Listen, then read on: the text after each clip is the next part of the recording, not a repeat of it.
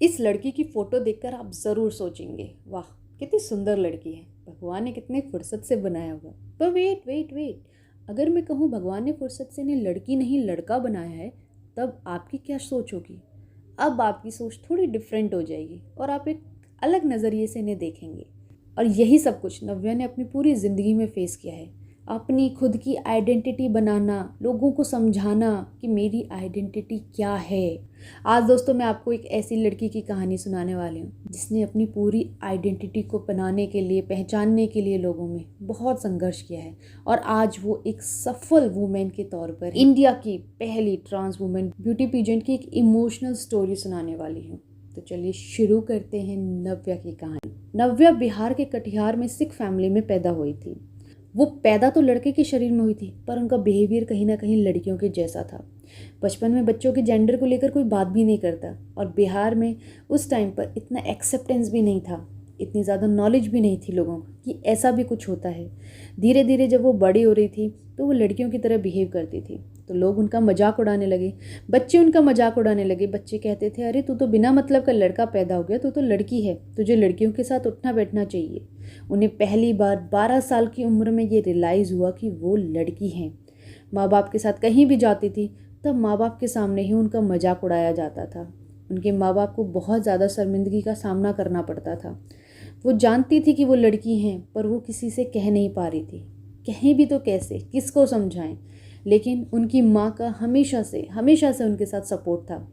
जब वो 14-15 साल की थी तब उन्होंने एक दिन अपनी माँ से कहा था कि मम्मी, मैं अपनी इस बॉडी से खुश नहीं हूँ, मेरी बॉडी मेरा साथ नहीं देती। मैं लड़का हूँ लेकिन मेरी आत्मा लड़की जैसी है, मेरा ये शरीर मेरी आत्मा से मैच नहीं करता। मैं लड़की बनकर अपनी ज़िंदगी जीना चाहती हूँ। तब उनकी माँ ने कहा, बेटा बातें करना तो बहुत अच्छा लगता है, पर जब तुम इस चीज़ को कंप्लीट करने जाओगी ना, तब तुम्हें बहुत ज़्यादा संघर्ष करना पड़ेगा और कोई तुम्हारा साथ नहीं देगा।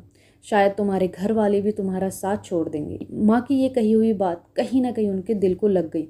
पापा उस समय उनके बिल्कुल सपोर्टिव नहीं थे। उन्होंने उसकी पढ़ाई भी बीच में छुड़वा दी थी क्योंकि उन्हें पसंद नहीं था उनका लड़कियों की तरह उठना बैठना चलना सब कुछ। उन्हें अपने बेटे को लेकर बहुत ज़्यादा शर्मिंदगी महसूस होती थी। वो सोचते थे कि बड़ा होकर कुल वंश बनेगा, अपने वंश का नाम आगे रोशन करेगा, लेकिन भगवान को कुछ और ही मंजूर था।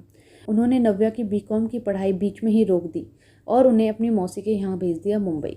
18 साल की उम्र में वो मौसी के पास मुंबई आ गई और यहीं से उनकी रियल ट्रांस वुमेन की जर्नी शुरू हुई, जो बात 18 साल तक उनके माँ बाप नहीं समझ पाए। मौसी मात्र 18 घंटे में समझ गई थी वो किन चीज़ों से गुजर रही हैं। वो मौसी उन्हें एनजीओ डॉक्टर के पास ले गई, काउंसलिंग करवाई। डॉक्टर ने उनके शरीर के बारे में बताया कि वो गलत शरीर में हैं, इनकी ज़िंदगी इन्हें बतौर एक वुमेन के तौर पर जीने दो, तभी ये जी पाएंगी, नहीं तो ये नहीं जी पाएंगी। उन्होंने काउंसलिंग के लिए अपने फादर और मदर को बुलाया। 1.5 घंटे तक डॉक्टर ने कंसल्ट किया, उन्हें काउंसलिंग करी उनके पेरेंट्स की।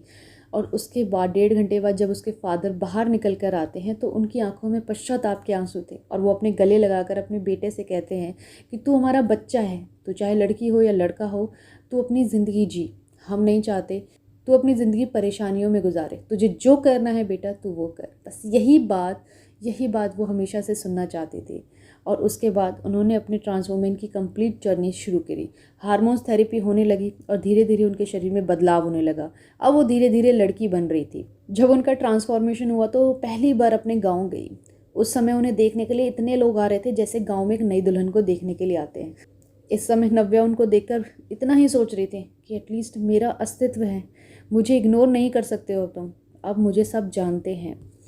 इसके बाद नव्या यहीं नहीं रुकी। अब उनका कंपटीशन था अपनी ज़िंदगी को एक मुकाम देना, अपनी ज़िंदगी में कुछ पहचान बनाना। उन्होंने लड़की का शरीर तो ले लिया था, लेकिन अब इस शरीर के साथ उन्हें आगे की ज़िंदगी तय करनी थी।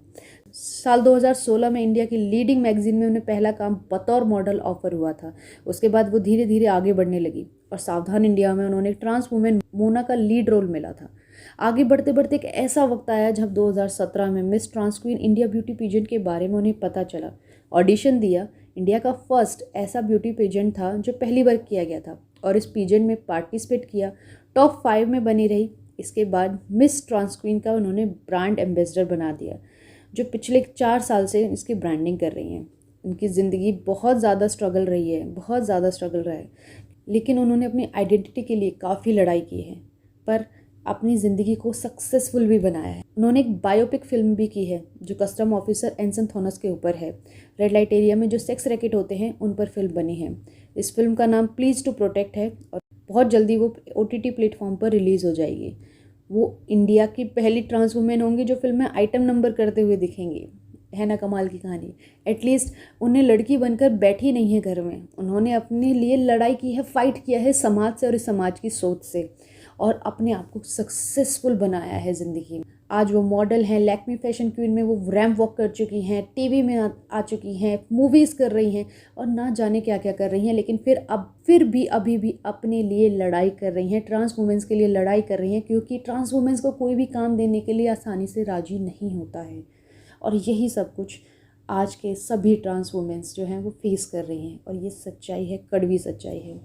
तो दोस्तों, ये थी नव्या की कहानी, उनके संघर्ष की कहानी मैंने बहुत ही कम शब्दों में आपके सामने पेश की है। आपको अच्छी लगी हो तो एक लाइक ज़रूर दे देना एंड चैनल को सब्सक्राइब ज़रूर कर लेना। नेक्स्ट मिलेंगे एक और आपके लिए प्रेरणादायक कहानी ज़रूर लाऊंगी। लेडीज़, कभी हार नहीं मानना ज़िंदगी में, ज़िंदगी आपकी है, आपको फाइट करना है।